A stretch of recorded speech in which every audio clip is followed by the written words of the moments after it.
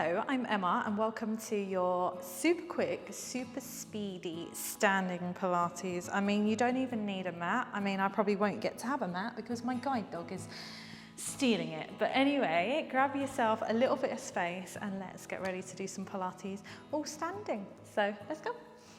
So we're going to start with the feet hip distance apart in line with the bony parts of the hips at the front. And we're going to find some length going through the spine. Feel like at the moment there's books stacked on your head and you're trying to lift nice and tall. As your shoulders glide down your back, your chin slightly pulls in. You're feeling your back nice and lengthened and the belly button pulling away from your clothing.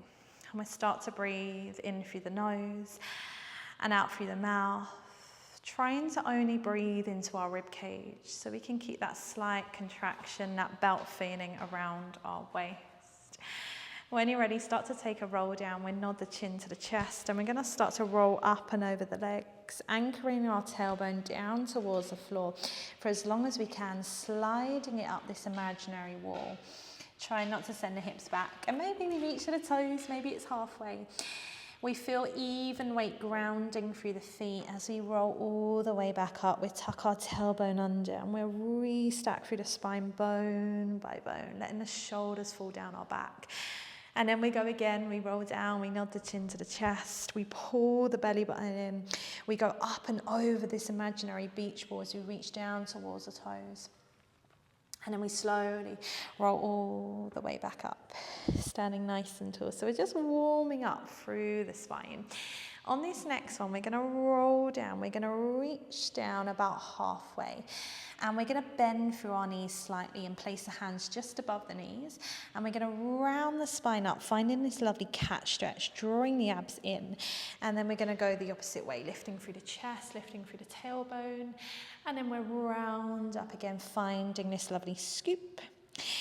And then we go back the other way. So knees are nice and soft as we round through the spine. And then we'll find somewhere in the middle. So keep the knees soft, keep the hands just placed above the knees. And we're finding a nice flat back and we're slightly hinging our upper body forwards. As we reach our right arm in front to shoulder height, we then cartwheel it almost up and over the head towards our ear. And we open our chest out slightly and stretch back. And then we bring the arm all the way back over our head, back in front, place the hand back above the knee, and we do the same to the other side. We reach in front and we open back and this side's tighter and we come back. You might find there's one side that feels tighter than the other. Just do that one more time each side for me, opening out and stretching back. Maybe you can go all the way back and draw a big circle or a big rainbow all the way up and over. And then we come back. And then we place the hands still above the hips and we see, can we sit our hips back even further? Like there's this, sorry, I'm adjusting myself so I'm not falling out of my top here. We're pushing our hips back.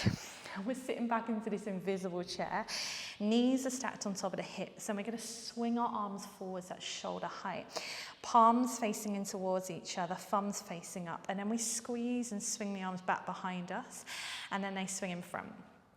So we're sending some energy into those arms as we swing back and forth, but we're still feeling the legs working as well.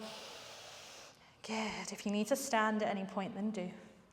When you're ready, keep the arms reaching in front at shoulder height this time. We're going to open them out to the side, squeeze them slightly back, and then back in front.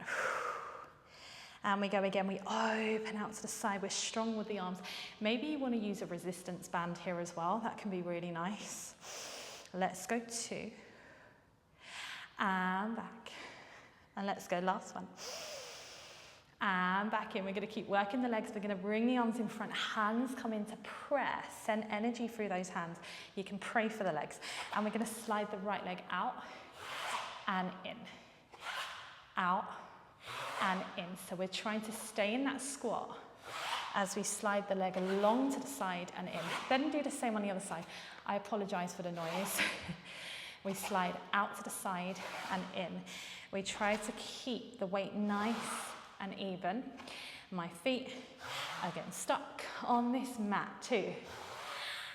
And 1. And slide in and stand nice and tall. Good, hands on the hips.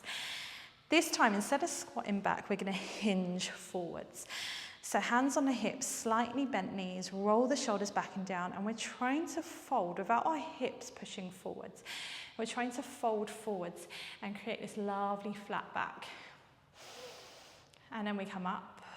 We try not to let the shoulders round forwards like I'm doing right now, and we come up. So what I don't want you to do is just hinge back. We want to try fold forwards without pushing those hips back. Don't let the shoulders round forwards, roll them back and down, and then we come up.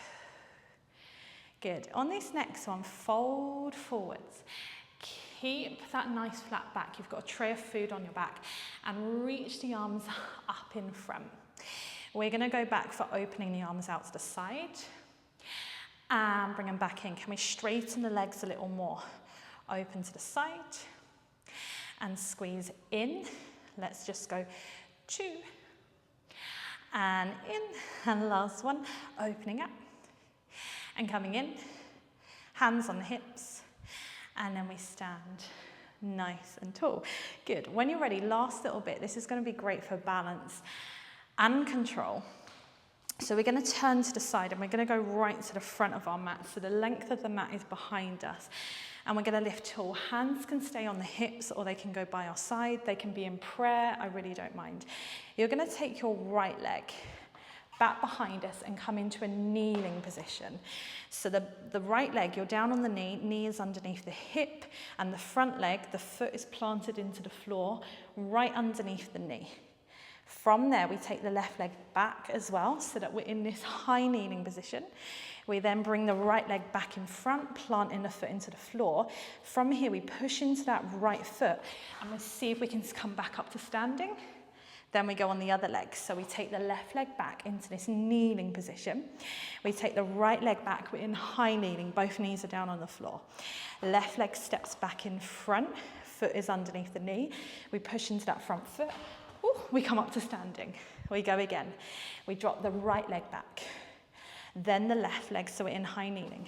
Right leg goes in front, we push into the foot, we stand. Left leg comes back first, then the right leg, then the left leg in front. I'm coming off of the mat, I'm wobbling, and I'm standing up. One more time each side.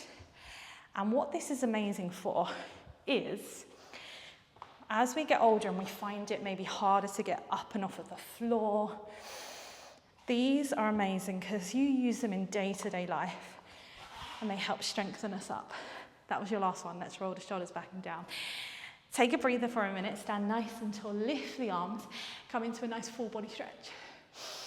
And then drop the arms down, almost letting the knees bend and relax over the legs. We'll come back up, nice big stretch. Let the arms drop, and you are done.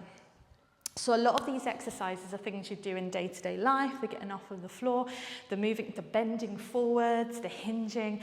So I really hope that will be useful for everything that you do. And yeah, I hope that was okay. And I will see you next week for another one. I'm trying to think what I'm doing. I'm trying to think where my camera is as well, because I can't see it. But anyway, have a good rest of the day. Take care. Bye.